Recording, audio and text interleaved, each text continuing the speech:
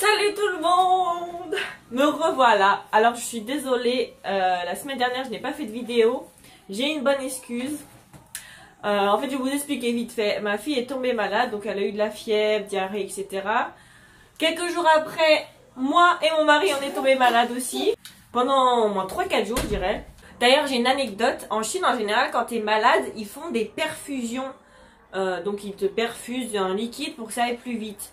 Et vu que ça passait pas, je me suis dit bon bah on va y aller, comme ça ira plus vite, voilà. Parce que j'étais malade comme un chien.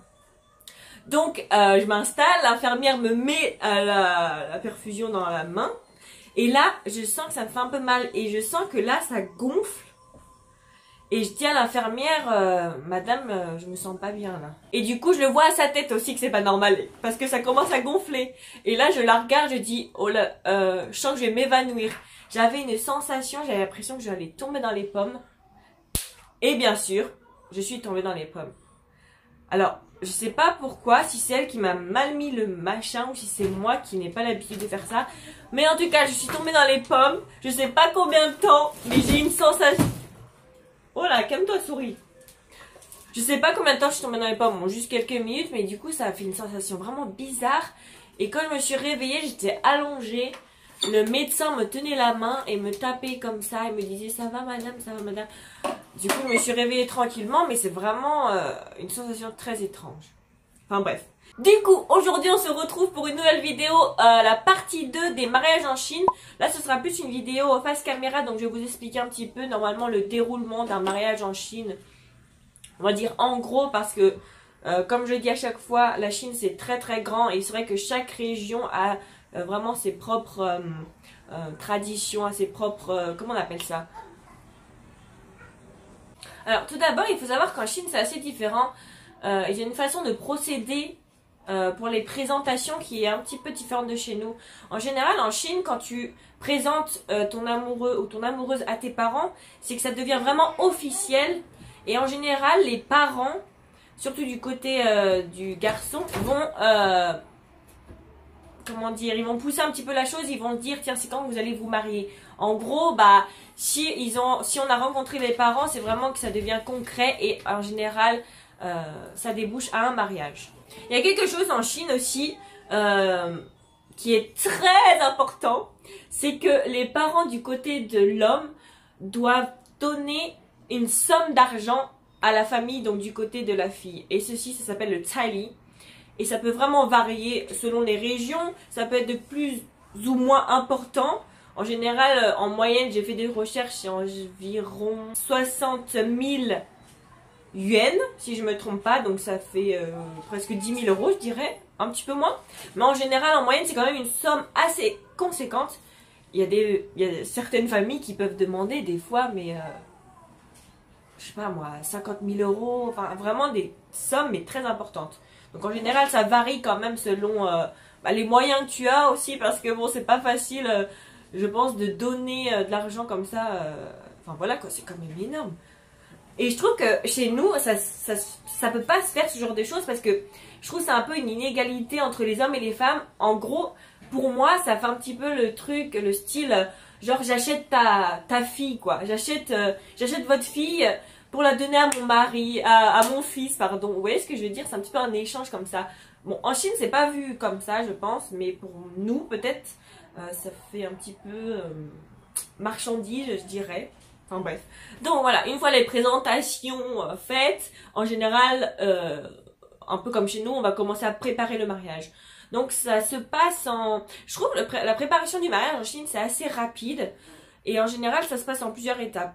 La première étape, c'est surtout faire des photos de mariage. Donc ça se fait vraiment avant le mariage pour ensuite les présenter donc le jour du mariage. Maintenant je vais essayer de vous parler un petit peu du déroulement du mariage, en gros de la matinée jusqu'à la fin de la journée. En général le marié va chercher la mariée donc chez ses parents pour ensuite la ramener donc chez eux. Donc en général quand je dis chez eux, c'est donc chez les parents du côté du mari ou alors s'ils ont une maison à eux, donc chez eux. Donc il va la chercher chez ses parents et ensuite il la ramène vraiment chez eux. Durant le trajet et l'arrivée de chez les parents de la mariée, il y a énormément de choses qui se passent. Ça varie vraiment selon les régions, je peux pas trop vous expliquer. J'essaierai de vous mettre un petit peu des photos peut-être ou des vidéos pour vous montrer un petit peu ce qu'il peut y avoir. En général, le mari, quand il arrive, il rentre pas si facilement chez la mariée, enfin chez les parents de la mariée, parce que je sais pas vraiment pourquoi, mais c'est juste, je pense que c'est un espèce de jeu aussi. C'est pour pas que ce soit assez facile de la récupérer, si je peux dire. Donc en général, il y a les demoiselles d'honneur qui bloquent la porte et le marié et comment on appelle ça? Les demoiselles. Quand ils sont à la porte d'entrée, en général, ils doivent dire des choses, doivent donner de l'argent, donc des espèces de rumba, des enveloppes rouges. Quand ils arrivent aussi à la porte de la chambre de la mariée, donc c'est là où elle est assise avec les demoiselles d'honneur et qu'elle attend tranquillement son mari. Là, le mari aussi doit donner des enveloppes rouges où il doit dire quelque chose, enfin des petits mots d'amour, des choses comme ça, on va dire.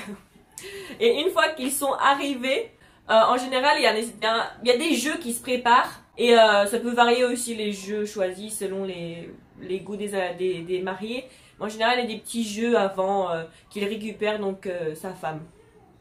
Une fois qu'il a attrapé son épouse, donc il la prend dans ses bras, il sort de chez ses parents et ensuite il la ramène donc dans la voiture. En général, il loue vraiment des très belles voitures. C'est vraiment pour avoir, je sais pas moi. Regardez, je veux me marier, j'ai de l'argent, regardez mes belles voitures, etc. Donc en général, il la ramène dans la voiture et ensuite, ils vont ensemble donc à l'endroit où va se passer la cérémonie de mariage. Il y a un petit truc aussi que je voudrais rajouter, c'est qu'en Chine, le mariage c'est vraiment très important et il y a beaucoup de parents qui vont pousser leur enfant à se marier. Par exemple, s'ils arrivent à un âge vers 25 ans, même 30, bon, 25 ans encore ça peut aller, mais 30 ans si t'es pas marié, je pense que les parents vont vraiment dire alors, je peux t'aider à trouver quelqu'un si tu veux, patati patata. Et en général aussi en Chine, il y a un truc qui se fait, c'est que des parents, des fois ils font des affiches, un peu comme des avis de recherche, ils mettent la photo de leur enfant, leur travail, la taille, leur salaire. Et ils sont dans la rue, il y a des endroits, des petits jardins, où c'est vraiment une recherche de partenaire pour son enfant. Et c'est vraiment très courant. Hein. Sur internet, maintenant, ça se fait aussi énormément. Un peu comme nous, les sites de rencontres, si je peux dire. Mais quand j'ai vu ça, je trouve que c'est vraiment choquant. Est-ce que ça vous choque? Vous dites-le moi. Maintenant, on va parler un petit peu de la cérémonie. Je pense que la meilleure chose à faire, c'est aussi que je vous mette des petites vidéos pour vous expliquer un petit peu. Comme ça, je parle en même temps, je pourrais vous expliquer. Je vais essayer de trouver des vidéos. Voilà. En général, donc la cérémonie du mariage, les invités rentrent vraiment dans une très grande salle, mais dans le hall plutôt. Et avant de rentrer dans la salle pour manger, il y a vraiment une espèce de, encore l'argent quoi. Il y a une espèce de, un petit guichet où les invités doivent se présenter, marquer leur prénom et donner une enveloppe rouge avec la somme indiquée. Bien sûr, oui, tu dois marquer combien tu as donné. En gros, c'est un petit peu, tu peux pas donner pas beaucoup, sinon c'est un petit peu la honte quoi. Tu dois au moins donner minimum, je dirais, 500 yuan. Donc une fois que tu as passé ce petit guichet, en général, ils te donnent aussi un petit cadeau, une petite boîte où il y a des petits machins, des cigarettes, voilà. Et ensuite, tu peux enfin rentrer dans la salle. Et là, tu peux t'installer à une table. Mais tu peux pas t'installer non plus n'importe comment parce que en général, plus tu es proche des mariés, donc les parents ou les frères et sœurs, les personnes on va dire un peu plus proches, ils se mettent vraiment plus près, le plus proche de l'estrade. Donc en fait, je sais pas comment vous expliquer. En général, ça fait un petit couloir. Là, il y a la scène et les tables sont en rond. Et plus t'es prêt, plus t'es important, si je peux dire. Une fois que tous les invités sont arrivés, donc le marié entre tout d'abord dans la salle. Ensuite, il attend la mariée. La mariée rentre avec son papa. En général, c'est un petit peu comme chez nous. Bras dessus, bras dessous. Et ensuite, le marié arrive et va chercher donc sa femme en disant des mots à son père. Je vais m'occuper bien d'elle. Je vais bien m'occuper d'elle. Patati patata. Ensuite, Donc les mariés vont jusqu'au bout de la scène. Et bah ils se disent des mots, enfin il y a des discours, voilà, etc. Un petit peu comme chez nous, je dirais. Et ensuite c'est l'entrée des parents des deux familles. En général les parents de la mariée sont d'un côté et du marié de l'autre côté. Et là il y a un échange aussi d'argent encore. Il y a un échange aussi de thé, ou c'est de l'alcool, je sais plus si c'est de l'alcool ou du thé, mais je crois que ça peut être les deux.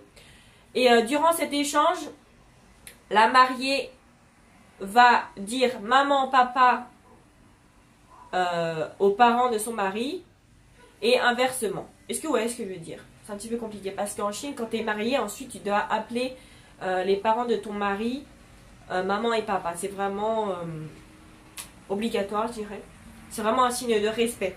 Donc ensuite, une fois que tout est fait, il y a aussi des fois des mariés qui vont chanter une chanson, ils passent un petit film, ils passent des photos, comment ils se sont rencontrés, tout, enfin, des petits trucs un petit peu, voilà, pour animer. Et une fois que tout ça est passé, en général, on passe à table. Il y a beaucoup de mariages qui se passent le midi et pas le soir. En général, c'est souvent juste le midi. Et ce qui est bizarre, c'est que c'est pas comme chez nous, en général, où ça dure toute la nuit après, les gens ils dansent, ils font la fête. Et en Chine, il n'y a pas vraiment cette tradition de danser, mettre de la musique. Vous voyez ce que je veux dire? Je pense que c'est un petit peu... Si tu fais ça, je pense en Chine, ça va être un petit peu gênant comme ambiance. Donc en général, les personnes mangent et ensuite, dès qu'ils ont vraiment fini de manger, ils se tirent. Pour moi, ça me choque un peu, mais en vrai, c'est super... Enfin, c'est normal, quoi. Juste tu manges, t'as fini de manger. Tu t'occupes pas des autres s'ils ont mangé ou quoi. Si toi t'as fini de manger, ensuite tu peux te barrer. Durant le repas aussi, les mariés et les parents des mariés vont faire le tour de chaque table pour boire un petit coup aussi. Donc en gros, quand tu te maries, je pense que t'as pas le temps de manger parce que t'as beaucoup de choses à penser. Tu dois aller boire un coup avec tous les invités et tout. Enfin, je pense que t'as vraiment pas le temps de manger. Ça doit être vraiment très... je sais pas... stressant, excitant, etc. Bon voilà, j'espère que la vidéo vous a plu. J'ai essayé de raconter le plus de choses qui me viennent en tête. J'espère que j'ai pas vraiment oublié de choses. Si j'oublie, j'essaierai de rajouter un petit peu. Mais en général, en gros, ça se passe comme ça dans les mariages chinois. J'espère que la vidéo vous a plu. En tout cas, j'espère que j'ai pu louper de vidéos. Je suis vraiment désolée encore une fois. Mais bon, j'étais malade. La famille était toute malade, donc bon. Voilà, excusez-moi, n'hésitez pas à vous abonner. D'ailleurs, je suis vraiment désolée, la vidéo d'avant, j'ai même pas répondu à vos commentaires. J'essaierai de prendre le temps de vous répondre.